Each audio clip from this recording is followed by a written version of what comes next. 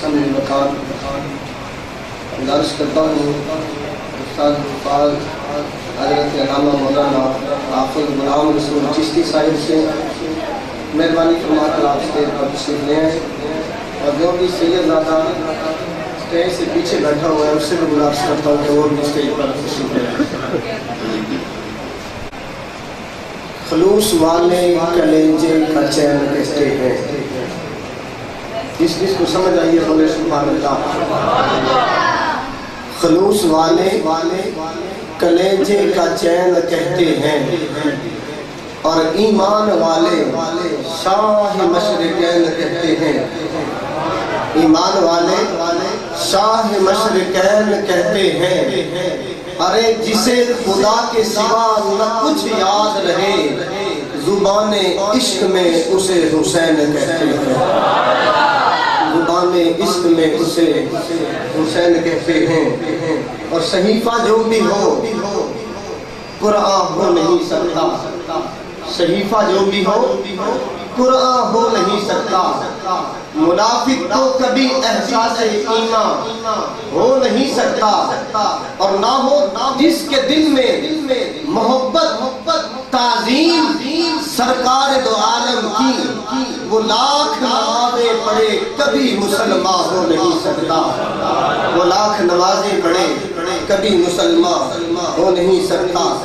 آج کے اس پروگرام کے اندر تلاوت قرآن کریم قرآن رشید کے لیے دوسرے قاری قرآن محترم المقام جناب قاری غلام نبی چشتی صاحب آستانہ عالیہ جھنڈے والی شریف، ان سے ملتمس ہوں کہ اللہ رب العالمین کی مقدس کتاب کی آیات بینات کی تلاوت فرمائیں۔ نعرہ تکبیر، نعرہ تکبیر، نعرہ رسالت۔ بسم اللہ الرحمن الرحیم۔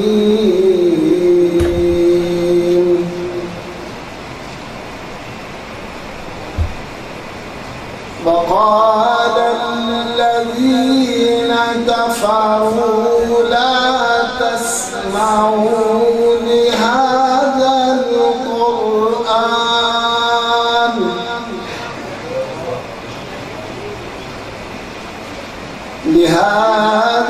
القرآن والغوا فيه لعلكم تغلبون۔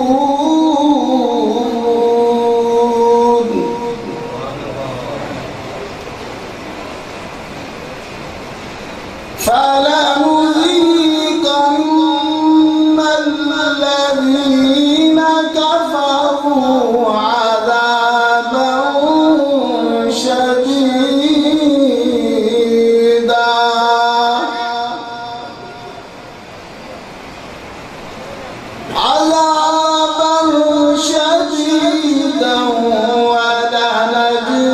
ولنجزينهم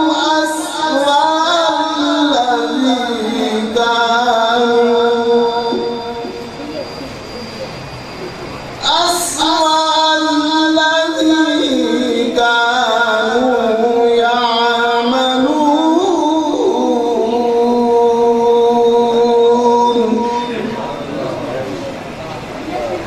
ذلك جزاء أعداء الله النار، لهم فيها دار الخلد جزاء بما كانوا بآياتنا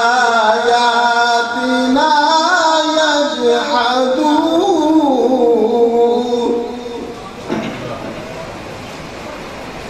وقال الذين كفروا ربنا